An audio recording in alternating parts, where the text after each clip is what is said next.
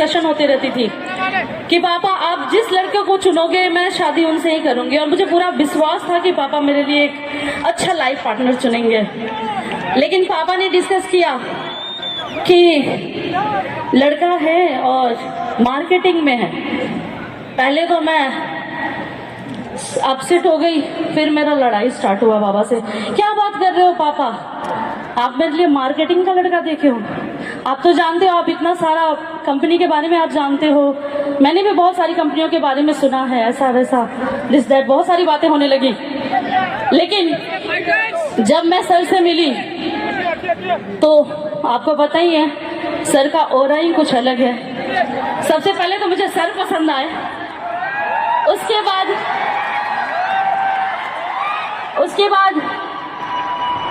इतनी खूबसूरत हो गई है। मैं स्टार तो थी ही, लेकिन सुपर स्टार वाला जिंदगी जी रही हूँ। Thank you to MD sir, thank you to Mahipal sir, thank you to Shiv Kumar sir. आज आप लोगों ने मुझे अपना बेटा दिया है और आपका बेटा मुझे बहुत प्यार करता है। जितना कंपनी से प्यार करते हैं उतना अनु से भी प्यार करते हैं। और गाने के लिए बोला तो 2 लाइन मैं कहना चाहूंगी एस्क्लेपियस वेलनेस के सभी लीडर्स की वाइफ से कि अगर आप सपोर्ट करोगे तो कंपनी के हर लीडर एम्बेसडर, रॉयल एम्बेसडर और ब्रांड एम्बेसडर होंगे। और आपके लिए हमेशा गुड मॉर्निंग कहीं के जगह बेला हो, अब बेटे पचाए पिया वेला हो, किचन में रोटी बनावे ले हम, संगे संगे सब्जी बनावे ला हो, आज करो तानी अपना पति पर कि ससुरा में सखी सैया सबर का हमके रखे तार हाथे पर। Thank you.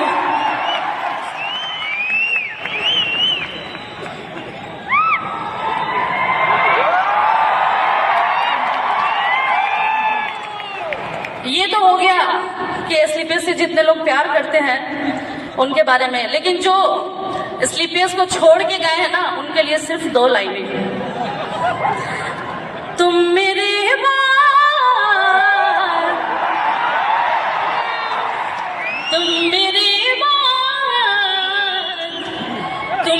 बाद मोहब्बत को तरस जाओगे। Thank you.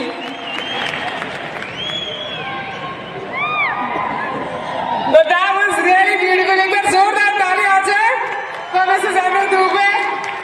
और क्योंकि हमारे बीच में आज के सुपरस्टार, आज के हीरो डॉक्टर अमित दुबे जी यहाँ पर मौजूद है, तो आइए अब बिना वक्त ज़ाया करे जल्दी से हम अपने टिकटों को यहाँ पर बुलाते हैं। Let's begin with the lyrics.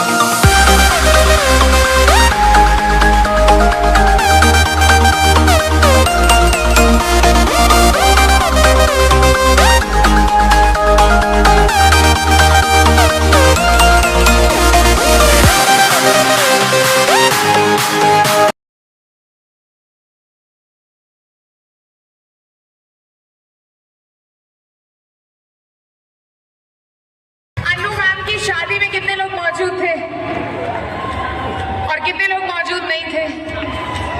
तो आइए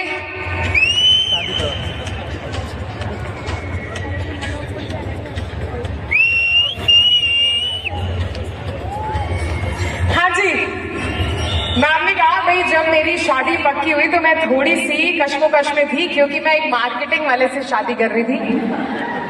अब मैम शादी कर रही हैं एक रॉयल एम्बेसडर से।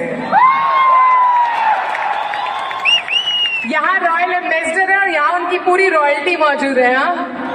सो I just request all the बारातीज, आर वी रेडी?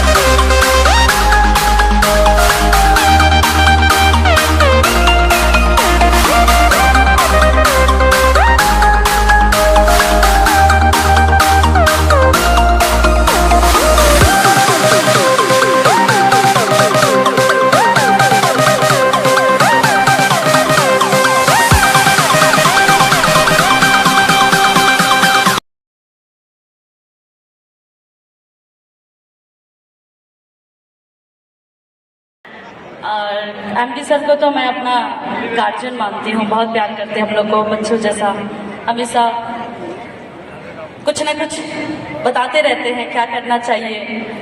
मुझे भी गाइड करते हैं, बेटा तुम ऐसे करो, ये गाओ, ऐसा होना चाहिए तुम्हारा। लेकिन गाने की बात हुई तो मैं चाहूंगी अगर आप कुछ प्ले कर दे क्रॉके वगैरह, तो मैं ऐसे विदाउट म्यूजिक थोड़ा सा सुना सुना लगता है, लेकिन आप ताली बजाएंगे तो हम गा सकते हैं। ठीक है, 2 लाइन। सुंदर हम बानी के तेरा काम बानी अगर ताली बजाएंगे तो बहुत अच्छा लगेगा, बस ताली बजाना है दोनों हाथ उठा के, मीठा मीठा। 1 2 3 4।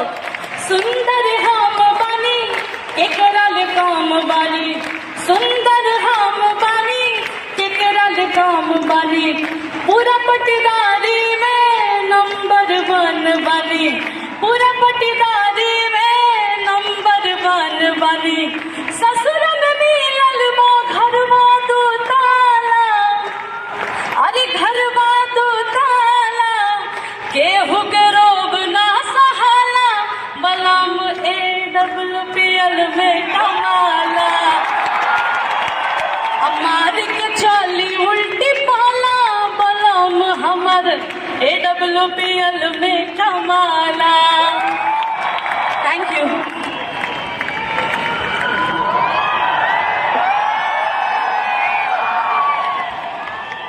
बजा दो, जितना कसर बाकी है सब निकाल दो। माहौल बनना चाहिए। Thank you, thank you. दोस्तों नमस्कार, नमस्कार हिंदुस्तान, नमस्कार इंडिया, नमस्कार SLPS। दोस्तों कुछ भी कहने से पहले, कुछ भी बात आगे बताने से पहले, मैं सबसे पहले उस परम पिता परमेश्वर को धन्यवाद देना चाहूंगा जिन्होंने करोड़ों योनियों में इंसान के रूप में हमें जन्म दिया और जीवन में मौका दिया हिंदुस्तान का सबसे पवित्र काम डायरेक्ट सेलिंग इंडस्ट्री में काम करने का, और डायरेक्ट सेलिंग में भी SLPS वेलनेस के साथ काम करने का मौका दिया। इसलिए मैं परमपिता परमेश्वर को बहुत बहुत धन्यवाद देना चाहूंगा।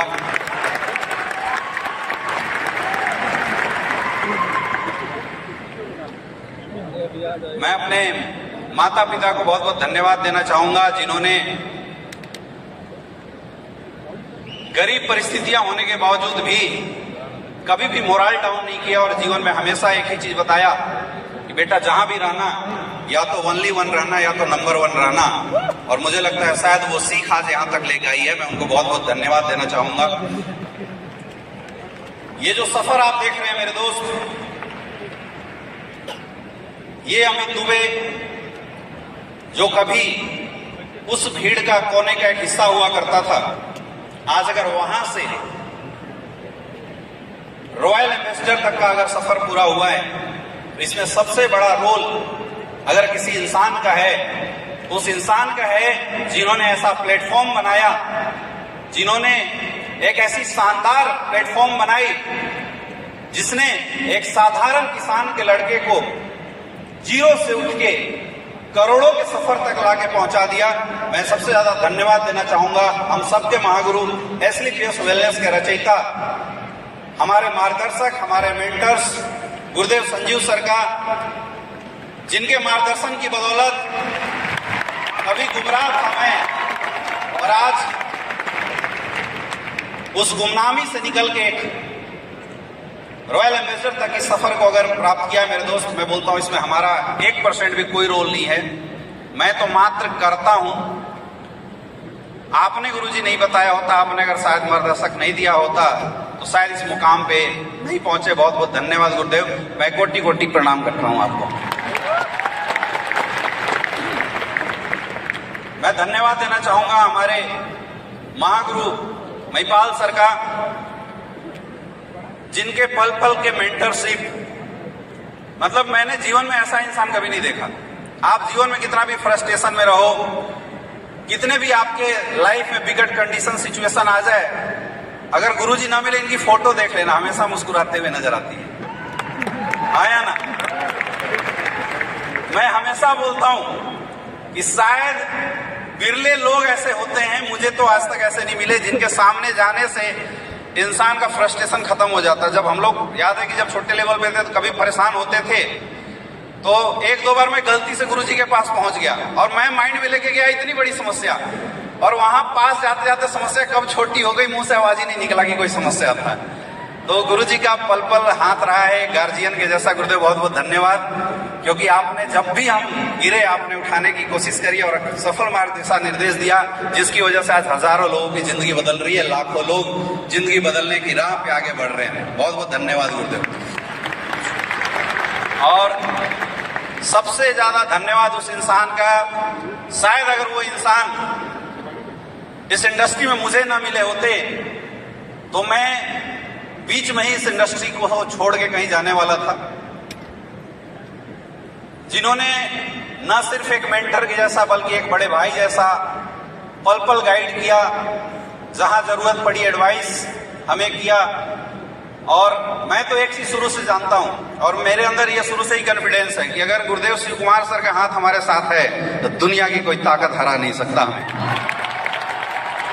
थैंक यू गुरुदेव, आप हमारे कॉन्फिडेंस हैं, आप हमारे लिए वो प्राउड हैं कि आपका हाथ अगर सर पे बना रहता है, आप दिखो ना दिखो, बस एहसास होता है तो अपन तो झंडा गाड़ देंगे पूरे हिंदुस्तान के अंदर। बहुत बहुत धन्यवाद दोस्तों। माई सेल्फ अमित दुबे और मैं बेसिकली बिलोंग करता हूं झारखंड से। झारखंड का एक छोटा सा गांव पलामू डिस्ट्रिक्ट के अंदर बसना गांव है, मैं वहीं से बिलोंग करता हूं। जब आज से 10 साल 11 साल पीछे जाके देखते हैं तो ये सफर बड़ा ही अजीब था। आज मैं बड़ा भावुक हूं इस भीड़ को देख के, इस मोमेंट को देखते। जब हम एंट्री कर रहे थे तो मैं ये महसूस कर रहा था कि क्या सोच के शुरुआत करी थी। ये जितने भी फ्रंट लाइन के लीडर्स बैठे हुए हैं, ये लोग जानते हैं कि क्या कंडीशन थी, क्या सिचुएशन थी। मेरा जन्म गांव में हुआ, पिताजी एक किसान थे। घर की इनकम बहुत अच्छी नहीं थी, तो पिताजी बचपन से ही बोलते थे कि बेटा तू बड़ा लड़का है, तेरे ऊपर सबसे ज्यादा जिम्मेवारी है। अब मैं तो परिवार के उलझनों में उलझ के कोई बहुत बड़ा नहीं कर पाया, लेकिन तुझे कुछ बड़ा करना है। अब पिताजी को भी नहीं पता था क्या बड़ा करना है, मुझे भी नहीं पता था। तो मैंने बचपन में ही पूछा कि बड़ा कैसे होता है, तो पिताजी ने बोला बेटा अगर पढ़ने में तू अच्छा निकल जाए तो शायद जीवन में कुछ बड़ा हो सकता है। और ये बात मैं फर्स्ट क्लास में शायद था, उस समय मेरे दिमाग में घर कर गई और मैंने दिमाग में ठान लिया कि मुझे अगर इस नर्क भरी लाइफ से, गरीबी भरी लाइफ से बाहर निकलना है तो पढ़ाई बहुत अच्छी करनी पड़ेगी। हाँ, मेरे खानदान के लोग बहुत अच्छे पोजीशन पे थे, मेरे जानने वाले लोग बहुत अच्छे पोजीशन पे थे, लेकिन मैं ये बताना चाहूंगा कि जब इंसान के घर में गरीबी होती है ना मेरे दोस्त, तो अपने भी दूरी बना लेते हैं, और जब पैसा आता है तो दूर के रिश्तेदार भी अपने बनने लग जाते हैं। जैसे ये बातें मैं बहुत बचपन से महसूस कर रहा था और मैं ये सोच रहा था कि मेरे जितने भी दूर के रिश्तेदार हैं मेरे अपने बने। अब उसके लिए उपाय क्या है, अपनी एजुकेशन अच्छी करनी पड़ेगी। तो मैंने पढ़ाई दबा के किया, मैंने अपनी एजुकेशन पे फुल फोकस किया और मेरा रिकॉर्ड था कि पहला क्लास से लेके आज तक मैं जिस क्लास में बैठा हूं कभी सेकंड नहीं आया हूं, हमेशा फर्स्ट डिवीजन से आया हूं शुरू से लेके। मुझे भी नहीं पता था आगे क्या होगा, क्योंकि एक गरीब परिवार, एक मिडिल क्लास परिवार के बच्चे बचपन से ही 3-4 ऑप्शन मार के चलते हैं ताकि ये ना पड़े तो वो आ जाए, जिंदगी के में मुंह की खानी ना पड़े। ऑप्शन बहुत सारे लेके चलते हैं। इसलिए मैंने एजुकेशन को बहुत स्ट्रॉन्ग किया। 95%, 98% मेरी ऐसी एजुकेशन बहुत अच्छी रही थी। जब 8, 9, 10th क्लास में पहुंचे तो अब चूज करना था कैरियर, क्या चूज करे। मुझे याद है मैं नवोदय विद्यालय से पढ़ा हुआ हूं। 10th के बाद नवोदय विद्यालय में दूसरे स्कूल में ट्रांसफर होता है तो कुछ बच्चे जिनके पेरेंट्स थोड़े मजबूत होते हैं वो बाहर निकल जाते हैं, वहां से कोचिंग करते हैं 11th, 12th क्लास में। पढ़ाई करते हैं और फिर MBBS की तैयारी करते हैं, प्री एग्जाम की तैयारी करते हैं, IIT की तैयारी करते हैं। लेकिन मेरे पास इतने पैसे नहीं थे, मेरे पिताजी के पास इतने पैसे नहीं थी। मेरी सिस्टर की शादी हुई थी तो मैंने पिताजी से पूछा कि क्या करना है। बोले बेटा इतने पैसे अभी है नहीं, क्योंकि तुम्हारे 5 भाई बहन है, सबका कोटा मैं तुझे नहीं दे सकता, 2 साल तुझे और निकालने पड़ेंगे। मैं 11th-12th नवोदय विद्यालय में गया और ये सोच के गया कि परिस्थितियों का गुलाम नहीं बनूंगा, जो करना अब यहीं से करेंगे। मैंने अपनी 11th-12th की पढ़ाई करते हुए फर्स्ट अटेम्प्ट में MBBS का एग्जाम क्वालिफाई किया था। जब रिजल्ट आया न्यूज में पेपर्स में निकले, क्योंकि उस दौर में 2011 की बात कर रहा हूं, 2011-12 में MBBS में सिलेक्शन हो जाना बहुत बड़ी बात होती थी। और मुझे मां सरस्वती का आशीर्वाद था कि मैंने खुद से तैयारी करी और मेरा एग्जाम निकल गया। अब आई एडमिशन की बारी, एडमिशन ले लिया। अब जब पढ़ाई शुरू किया तो आज के डेट में लोग बोलते हैं यार क्या करोगे पैसे का। मेरे दोस्त, अगर पैसा ना होना तो तुम अपने बच्चों को अच्छे से पढ़ा तक नहीं सकते। चाहे कितना भी स्कॉलरशिप हो जाए, किताब कॉपी लेने के लिए तो पैसे चाहिए। हम लोग लाइब्रेरी का सहारा लिया करते थे, लाइब्रेरी में जाते थे, रात भर बैठ के सिलेबस निकालते थे, अपने होमवर्क कंप्लीट किया करते थे। ये सिचुएशन थी उस समय। लेकिन पता नहीं क्या था, परमात्मा को कुछ और ही मंजूर था। एक अनजान इंसान के माध्यम से ये डायरेक्ट सेलिंग इंडस्ट्री मेरी लाइफ में आई। अब इसको हम डेस्टिनेशन बोल सकते हैं कि शायद परमात्मा मेरे से करवाना कुछ और चाहता था, मैं रास्ता कुछ और चूज कर लिया था। ये इंडस्ट्री मेरी लाइफ में आई। जब इंसान पहली बार मेरे पास इस इंडस्ट्री का प्लान लेके आया तो मैंने उसे बड़ा लताड़ा था, क्योंकि अपने अंदर ईगो था। पढ़े लिखे लोगों के अंदर एक बहुत बड़ा ईगो होता है कि मैं तो सेटल हूं, मुझे क्या जरूरत है। तो मेरे अंदर भी ऐसा ही ईगो था, मैंने उसको बड़ा लताड़ा। लेकिन चूंकि थोड़ा अपना करीबी था, उसने बताया कि कुछ नहीं करना है, लोगों को केवल जोड़ना है, और एक बार 10,000 का टीम बना दोगे तो 2 लाख रुपए हफ्ता, 8 लाख रुपए महीना फिक्स हो जाएंगे। मैं बच्चा था, गुमराह हो गया, करते ही नेटवर्कर।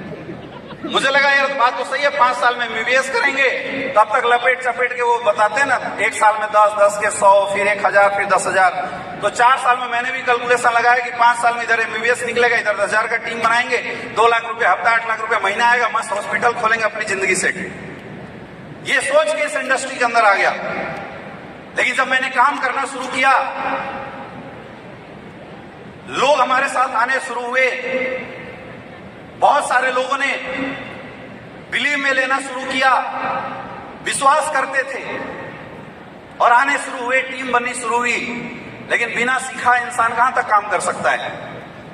मैंने इस इंडस्ट्री में 4 साल विदाउट एनी अपलाइन काम किया था, 4 ईयर। एक सिंगल अपलाइन का मैंने दर्शन नहीं किया। अपलाइन होता क्या चीज है, जब हमने शुरुआत किया था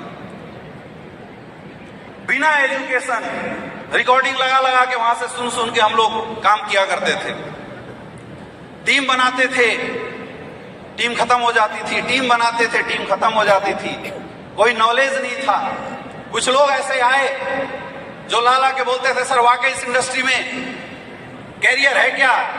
तो हम लोग भी मोटिवेशन में बोल देते थे यस है। और मैंने देखा कि बहुत सारे ऐसे लोग जैसे ज्ञानेंद्र शर्मा जी हैं, मिस्टर आदित्य सर हैं, ओपी साहब हैं, ये वो लोग थे जिन्होंने मेरे पे भरोसे करके, अविनाश गुप्ता जी, पढ़ाई छोड़ दिया, कोई जॉब छोड़ दिया। ओपी साहब से मैं मिला था रात को 12-1 बजे, हमने प्लान किया था। और ओपी साहब ने बोला कि सर क्या इसमें कैरियर है। मैंने बोला हाँ सर कैरियर है। बोला कैरियर है तो फिर हम गार्ड की नौकरी क्यों करें, लेफ्टिनेंट से रिटायर है, चलो छोड़ देते हैं। 1 दिन में जॉब छोड़ दिया। ऐसे बहुत सारे लोग आने लगे जो अपनी नौकरी छोड़ के, अपनी पढ़ाई छोड़ के हमारे साथ फुल टाइम काम करने के लिए तैयार होने लगे। और उस समय मैं उधेड़ में था कि मैं क्या करूं। ये गलती से गलत डिसीजन ले लिया, लक्ष्य कुछ और, डिसीजन कुछ और, परमात्मा कहीं और संकेत कर रहा है। और मुझे लगता है कि काशी के अंदर शायद काशी विश्वनाथ मुझे आदेश देने की कोशिश कर रहे थे कि बेटा तेरा जन्म तेरी और तेरी परिवार की करियर के लिए नहीं हुआ, तेरा जन्म समाज की करियर बनाने के लिए हुआ है। तुझे डायरेक्ट सेलिंग के अंदर जाना पड़ेगा। और फिर मैंने निर्णय लिया कि अब जो लोग हमारे ऊपर विश्वास कर रहे हैं, भरोसा कर रहे हैं, उनके करियर के साथ मैं खिलवाड़ नहीं कर सकता। और मैंने डिसीजन लिया कि मैं इस इंडस्ट्री को अपना करियर बनाऊंगा। एक भटकाव था मेरी लाइफ में, क्योंकि पढ़ाई करते थे, दिन भर पढ़ाई करो, शाम को बिजनेस जमता नहीं था। तो मैंने एमबीबीएस क्विट किया और मैंने सेकेंडरी कोर्स में एडमिशन लिया, दूसरे कोर्स में एडमिशन लिया और पढ़ाई के साथ बिजनेस की शुरुआत करी, बिजनेस करना शुरू किया। और ये वादा किया था अपने लोगों से कि टेंशन मत लेना, धरती हिल जाए मैं छोड़ के नहीं जाऊंगा, और रंग तो बदलेंगे मेरे दोस्त। आज यहाँ बहुत सारे ऐसे लोग हैं जो एग्जाम्पल है। 3, 4, 5 साल स्ट्रगल, 4 साल स्ट्रगल करने के बाद जब जीवन में कुछ नहीं हो रहा था, एकाएक मेरे पास शिव कुमार सर का उस समय कॉल आया था और सर ने मेरे से पूछा, सर क्या चल रहा है, चले ना चले? मैं बोला सर बढ़िया चल रहा है। बोला करियर लगाओगे? मैंने बोला लगाऊंगा। बोले लगाओगे तो मैं साथ दूंगा। मैं बोला सर आ जाइए। और वाराणसी के अंदर स्वयं शिव शंकर ने शिव कुमार सर को हमारे पास भेज दिया। क्या गजब का कॉम्बिनेशन है। मेरा कॉन्फिडेंस डबल हो गया। और तब से लेके आज तक मैं गुरुजी से एक ही चीज बोलता हूं, सर साथ देना, आग लगा के रख देंगे पूरा हिंदुस्तान के अंदर। हमें ना सेमिनार चलाना आता था, ना मीटिंग करना आता था, ना हमें ट्रेनिंग लेना आता था। सर आए, सर ने बोला यार तुम लोग इतने दिन तक काम कैसे कर रहे हो? मैं बोला सर ऊपर वाले की रहमत से चला रहे हैं सब कुछ। मुझे याद है कि जब गुरुजी आए थे बनारस के अंदर तो 80 घाट के बगल में 1500 का किराया का रूम लेके मैं और गुरुजी उस रूम में रहते थे और इस बिजनेस को करते थे। और वो इतना खतरनाक रूम था, एक बार बरसात में हम लोग रात को 2 बजे आए, सोए, सुबह उठ रहे हैं तो हमारे जितने भी सामान थे पानी में तैर रहे हैं, बाढ़ आ गई। इतने खतरनाक थे। वो भी बाढ़ कैसे आई? बाथरूम की तरफ से बाढ़ आ गई। गंगा में उसका निकास था, बाढ़ आया, गंगा जी ने उलट दिया। गुरुजी उठे, बोले यार ये भी दिन आएंगे मिथि, और आने वाले समय में जब करोड़पति बनेंगे, करोड़ों का मजा लेंगे तो वो भी दिन आएंगे। हम बोले जी गुरुजी। इस तरीके से हम लोगों ने शुरुआत किया। 1.5 साल मेहनत करने के बाद भी ये समझ में नहीं आ रहा था कैरियर बनेगा नहीं बनेगा। अब हम बच्चे थे, गुरुजी तो बड़े थे, गुरुजी रिटायरमेंट ले लिए थे, हम बच्चे थे। मैं बार बार डिमोटिवेट होता था कि सर इधर एमबीबीएस छोड़ दिया। और मजे की बात सुनो, मैंने अपने फैमिली में किसी को नहीं बताया मैं एमबीबीएस छोड़ दिया। तो मेरे घर वाले अंदर अंदर खुश रहते कि 5 साल बाद बेटा निकलेगा तो डॉक्टर बन के निकलेगा। इधर मैं लगा हुआ हूँ डायरेक्ट सेलिंग इंडस्ट्री के अंदर, तो मैं कभी कभी अंदर से डरता भी था। गरीब परिवार, घर का इकलौता बेटा, माँ बाप का आशाएं हमारे ऊपर है। फिर जब अपने लोगों की आशाओं को देखता था तो ऐसा लगता था कि यार हारना नहीं बेटा किसी भी तरीके से। तो मैं गुरुजी से बोलता था, गुरुजी क्या प्रॉब्लम है, क्यों नहीं हो रहा है, कैसे नहीं हो रहा है? और तब तक हमारे गुरुदेव महिपाल सर ने किसी शुभ काम का शुरुआत कर दिया था।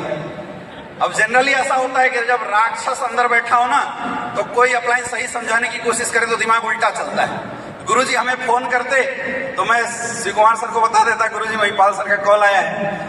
तो गुरुजी बोलते मत उठाना कॉल अभी सर का, हम बताएंगे तो बात करना। तो मैं ऐसी कॉल ब्लॉक कर देता, कभी झूठ बोल देता, यहाँ हूं कभी वहां हूं। लेकिन ऐसा बोलते हैं ना, जिस दिन तुम्हारे मेहनत का कोटा पूरा हो गया मेरे दोस्त, परमात्मा खुद साक्षात खड़ा होके तुम्हारे यहाँ पे तुम्हें ये गाइड करेगा और तुम्हें बताएगा तुझे क्या करना चाहिए। हम लोगों को सद्बुद्धि आई और हमने डिसाइड किया कि आज हिंदुस्तान में 1-2 नहीं, लाखों नेटवर्कर, लाखों डायरेक्ट सेलर सिर्फ इसलिए रोड पे घूम रहे हैं मेहनत करने के बावजूद भी, क्योंकि ये स्ट्रगल सिर्फ अमित दुबे की नहीं है। आज मुझे पता है कि पूरे हिंदुस्तान के अंदर लाखों डायरेक्ट सेलर ऐसे हैं जो एक अच्छे प्लेटफॉर्म ना मिलने की वजह से आज भी स्ट्रगल कर रहे हैं। डेली सुबह घर से बाहर निकलते हैं, दिन भर मेहनत करते हैं, 5-5, 6-6 साल गुजार देते हैं, लेकिन जिंदगी नहीं बदलती। सिर्फ एक ही रीजन, अच्छा प्लेटफॉर्म। हम लोगों ने डिस्कस किया और ऊपर वाले ने भी ऐसा सिग्नल दिया। कई बार ऐसा होता था कि गुरुजी हमसे बिना बताए दिल्ली में आके मीटिंग करते थे। अब डाउनलाइन तो डाउनलाइन होता है, हम लोग साथ में रहते, मुझे पता तो चल जाता था, लेकिन गुरुजी बताते नहीं थे कि मैं मीटिंग करके आया हूं। तो मैंने अंदर से भाप लिया एक बार, मैंने बोला गुरुजी या तो डिसीजन ले, तो मैं तो चला, क्योंकि उस समय मेरा लगभग पीजी में एडमिशन था और उसके बाद मैं रिसर्च में जाने वाला। मैं बोला चल एमबीबीएस छोड़, इधर तो डॉक्टर बनेंगे, कम से कम कुछ तो काम होगा। तो मैंने बोला गुरुजी आप डिसीजन लीजिए, दुनिया का कोई इंसान साथ देगा नहीं देगा, अमित दुबे साथ देगा, सारा दुनिया हिल जाए मैं आपका साथ नहीं छोड़ूंगा। कमिटमेंट पक्का था। सर ने बोला साथ देगा, मैं बोला 100% साथ दूंगा। सर डिसीजन लीजिए। मुझे नहीं पता था क्या होता है बोनस, मुझे नहीं पता था क्या होता है एसईओ, मुझे नहीं पता था क्या होता है एसईओ, मुझे नहीं पता था क्या होता है इम्यूनोडॉग, मुझे नहीं पता था क्या होता है थंडर ब्लास्ट। मुझे सिर्फ इतना पता था कि शिव कुमार अगर अपने साथ है, दोनों मिलके पूरे हिंदुस्तान को हिला के रख देंगे। और मेरे दोस्त, उस 1500 के रूम से शुरुआत हुई एसलीपीएस वेलनेस की बनारस के अंदर। हम लोग दोनों लोग महादेव के पास जाते हैं, जल चढ़ा के और आशीर्वाद लेते हैं और सिर्फ एक ही चीज बोलते हैं कि हे विधाता, इस बार एक अच्छा प्लेटफॉर्म है, नियत अच्छी है, प्लेटफॉर्म अच्छा है, इतनी ताकत देना कि अपने लोग जिनको हमने सपने दिखाए उनके सपनों को पूरा कर सकें। और मेरे दोस्त, फिर हम लोगों ने काम की शुरुआत करी। उस समय आज जो आप सफर देख रहे हैं, 5-5 करोड़ का चेक, 2.5 करोड़ का चेक, लेकिन जब हम लोगों ने शुरुआत किया था तो एसलीपीएस वेलनेस में अच्छा अचीवमेंट नहीं था। एसलीपीएस वेलनेस में टॉप अचीवमेंट गुरुदेव महिपाल सर का था और वो टोटल अचीवमेंट 25 लाख रुपए का था। तो आप सोच सकते हो उस समय चीजों के होने पे भरोसा नहीं था, चीज होगी इस बात पे भरोसा था, अपलाइन पे भरोसा था, प्रोडक्ट पे भरोसा था, कंपनी पे भरोसा, और सबसे पहली चीज, सबसे इंपॉर्टेंट चीज, कंपनी बनाने वाले पे भरोसा था। मुझे याद है कि 2 महीने बाद मेरा 1 लाख चालू हो गया। कई लोग होता है 1 लाख चल जाए, मेरा 1 लाख चालू हो गया, बोनस चालू हो गया, मेरे इंसेंटिव में कोई नहीं। मैंने बोला यार आसमान से गिरा खजूर पे अटका, दोबारा आया फिर वही हाल। लेकिन सर ने बोला विश्वास है ना, मैंने बोला हाँ विश्वास तो है। बोला फिर क्यों टेंशन ले रहा है, जिंदगी निकल गया क्या? मैंने बोला कोई दिक्कत नहीं है सर। मैं बड़ा परेशान था, इधर एमबीबीएस छोड़ दिया, इधर पढ़ाई दाव पे लगा दिया, इधर डायरेक्ट सेलिंग में कुछ हो नहीं रहा है। और ऐसे समय पे जब मैं बड़ा फ्रस्ट्रेशन में था, मेरी मुलाकात महिपाल सर ने गुरुदेव संजीव सर से मुझे मिलवाया और वो आधा घंटा का सेशन, मैं बोलता हूँ मेरी जिंदगी का टर्निंग पॉइंट है। आज तक वो काम एलएलटी ने मेरे जीवन में नहीं किया होगा जो काम उस आधे घंटे के सेशन ने किया। बिल्कुल माइंड ओपन कर दिया, दिमाग खोल के रख दिया और मैंने उस दिन समर्पित किया। मैं बोला अब सर बिल्कुल ना अप देखना ना डाउन देखना है, बस फ्रंट देखना है, घोड़े जैसा दोनों साइड में ब्लॉकेज लगाना है और बस चलते जाना है। और मेरे दोस्त, इस सफर की शुरुआत 2016 में एसलीपीएस वेलनेस की शुरुआत वाराणसी से हुई। लोग आने शुरू हुए, लोगों का कारवां आना शुरू हुआ। मुझे याद है कि जब एसलीपीएस वेलनेस में हमने शुरुआत किया था, मैं और गुरुजी, शुरुआत के 1.5 महीना ना मैं सोया ना गुरुदेव शिव कुमार सर सोए थे। और यहाँ जितने भी आज डायमंड एंड अबव लीडर्स दिखाई दे रहे हैं आपको, black diamond and above leaders दिखाई दे रहे हैं, हर एक डायमंड के साथ, हर एक ब्लैक डायमंड के साथ, रॉयल डायमंड, क्राउन डायमंड के साथ हम लोगों ने ग्राउंड में जाके मेहनत किया, घर घर में जाके लोगों के साथ मेहनत किया है। मैं और रवि जी बनारस की गलियों में जाते थे। रवि जी के पास एक बाइक थी और वो ऐसी बाइक थी जिसमें साइलेंसर के अलावा कुछ नहीं बजता था, हॉर्न भी नहीं बजता था, लेकिन वो स्टार्ट होती बुलेट की फुल फील मारती थी। ऐसे बाइक पे बैठ के हम लोग गली गली में जाते थे, लोगों को हेल्थ अवेयरनेस प्रोग्राम करते थे, लोगों को समझाते थे इस इंडस्ट्री के बारे में, लोगों को बताते थे कुछ बड़ा होगा, लोगों को दिखाते थे सपना बड़ा होगा, लोगों को बताते थे आने वाले समय में करोड़ों रुपए कमाएंगे। मेरे दोस्त, कुछ लोगों ने मजाक भी उड़ाया और कुछ लोगों ने साथ दिया। जो मजाक उड़ाया उनका मजाक बन चुका है और जिन्होंने साथ दिया आज वो करोड़पति बन के सामने खड़े हैं। ये फर्क आया है, ये फर्क आया है। उम्र कच्ची थी, उम्र कच्ची थी, लगभग 23 साल की उम्र रही होगी। जब लोगों के बीच में जाते थे, लोग बोलते तेरा दाढ़ी भी नहीं आया है, देख मेरे पक गए, तू अभी शुरुआत किया है, हमने कितने दिन करके छोड़ दिए। लोग समझाते थे, कुछ ताना देते थे, कुछ पुचकार के निकाल देते थे, लेकिन अपनी भी जिद थी। मैंने बोला सफलता तजुर्बे से नहीं, सफलता तो मेहनत से आती है, घिसने से आती है, रगड़ने से आती है। मेरे दोस्त, हमने जब एमबीबीएस छोड़ा था तो मेरे बहुत सारे प्रोफेसर, मेरे बहुत सारे दोस्त मेरा मजाक उड़ाने लगे थे। लोग बोलते थे तूने बर्बादी लिख दिया अपना, लोग बोलते थे कि तू और तेरा जीवन में कुछ हो नहीं सकता, तेरे से घटिया डिसीजन किसी का नहीं है, ऐसा लोग बोला करते थे। हम उस समय एक ही चीज सोचते थे, ये डिसीजन लोगों के लिए लिया है और ये ताकत है एसलीपीएस वेलनेस की। आज एसलीपीएस वेलनेस में काम करते हुए लगभग 7.5-8 साल हो रहे हैं।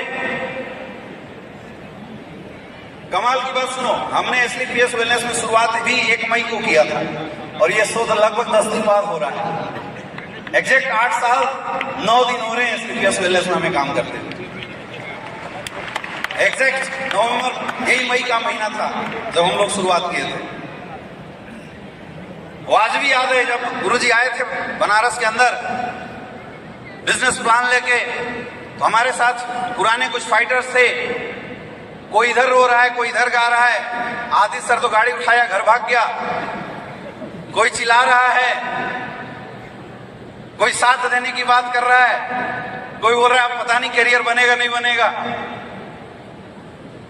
लेकिन आज बताते हुए खुशी होती है कि जिस बिजनेस की शुरुआत हमने और गुरुजी ने 8 साल पहले अकेले किया था मेरे दोस्त, आज स्टेज पे आपने 100 डायमंड को रिकॉग्नाइज होते हुए देखा होगा। 100 डायमंड, आज 100 डायमंड खड़े हो चुके हैं। और वो लोग जो शुरुआती में हमारे साथ थे, हम लोग दिन भर प्लान करते थे, शाम को अपने रूम में ट्रेनिंग सेशन चलाया करते थे 1 by 1। Awadhesh Narayan sir, Jitendra Maurya ji, Pranav Pandey sir, Krishna ji Banaras की गलियों से भूजा भून भून के लाते थे। हम लोग दिन भर का बोनस चला दो, इंसेंटिव चला दो। मैंने सिर्फ एक चीज बोला, सर साथ देना, साथ देना, क्योंकि जिंदगी मेरी खराब है तो इस जिंदगी को सुधारने के लिए मेहनत और कर्म तो मुझे ही करना पड़ेगा। ये बात विधाता भी जानता है, दूसरे के भरोसे नहीं हो सकता। हमने कभी भी ना डाउनलाइन पे ये सोचा कि डाउनलाइन मेरी काम करके देगी और ना सोचा अपलाइन काम करके देगी। मैंने सिर्फ एक चीज सोचा था, जब मैं मेहनत करूंगा, जिस दिन मेरे कर्म का कोटा पूरा होगा, अपलाइन का साथ अपने आप मिलने लगेगा और डाउनलाइन अपने आप साथ आने शुरू हो जाएगी। और वही हुआ, वही हुआ। जिस बिजनेस की शुरुआत 10 लोगों के साथ एसलीपीएस वेलनेस में आज से 8 साल पहले हम लोगों ने वाराणसी के अंदर से शुरू किया था मेरे दोस्त, आज पूरे हिंदुस्तान में 20 लाख से ज्यादा लोगों का परिवार खड़ा हो चुका है। ये ताकत है एसलीपीएस वेलनेस की। कभी सोचते थे हम लोग डॉक्टर बन जाएंगे 5 साल बाद, 2 लाख 3 लाख रुपए मजे से कमाएंगे। कभी ये सोच थी 4 साल 5 साल के बाद डॉक्टर बन के 2-3 लाख रुपए कमाएंगे। लेकिन आज एसलीपीएस वेलनेस की ताकत है मेरे दोस्त, एक वीक की इनकम 2 करोड़ 85 लाख रुपए की आ रही है। ये पावर है एसलीपीएस वेलनेस। और मैं इस इनकम को कमाल बिल्कुल नहीं मानता हूं। अरे ताली तो बजा दो। 16 करोड़ के पैसे, 16 करोड़ की इनकम आ चुकी है मेरे दोस्त। लेकिन आज खुशी इस बात की है कि आज अपनी टीम के अंदर 50 से ज्यादा लोग करोड़पति बन चुके हैं। ये मेरे लिए गर्व का विषय है।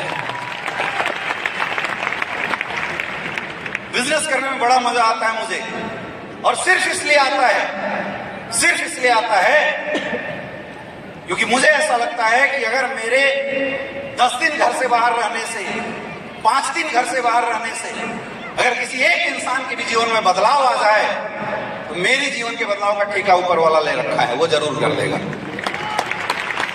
इसलिए आज भी काम कर रहे हैं। 2016 में गुरुजी ने मेरे से पूछा था कि बेटा हमने 18 लेवल का प्लान बताया है, तुझे सफल होना। मैंने बोला जी गुरुजी, तो ये बता ब्रांड एम्बेसडर कब बनेगा। मैंने 2016 में गुरुजी को वादा किया था कि गुरुदेव 2025 का सूरज डूबेगा, मैं कंपनी का ब्रांड एम्बेसडर बनूंगा। और हमारे लिए तो सबसे अच्छी बात क्या है, मेरे लिए खास बात क्या है कि मेरे 2 अपलाइन आगे हैं। मुझे रास्ता बनाने की जरूरत ही नहीं है, दिमाग लगाने की जरूरत ही नहीं है। मैं तो देखता हूं गुरुजी को 2 कदम आगे चलते हुए फिर पीछे से चलता हूं। अरे जब आगे रास्ता बनता रहे तो क्या चलने में कोई प्रॉब्लम है क्या? क्या चलने में कोई प्रॉब्लम है क्या? कोई प्रॉब्लम है क्या? मेरे दोस्त पता ही नहीं चला। अभी कभी सोचते हैं कि क्या था वो 1500 का रूम और क्या है आज ये समा। कभी सोचते थे 2 वक्त का कैसे हम लोग खाने का जुगाड़ कर ले, स्टूडेंट लाइफ में एक पार्टी कर ले। और आज एसलीपीएस वेलनेस ने ताकत दी है कि 5 स्टार होटल 2-2, 3-3 दिन के लिए हमारे लोग बुक करके बैठे रहते हैं हर जगह।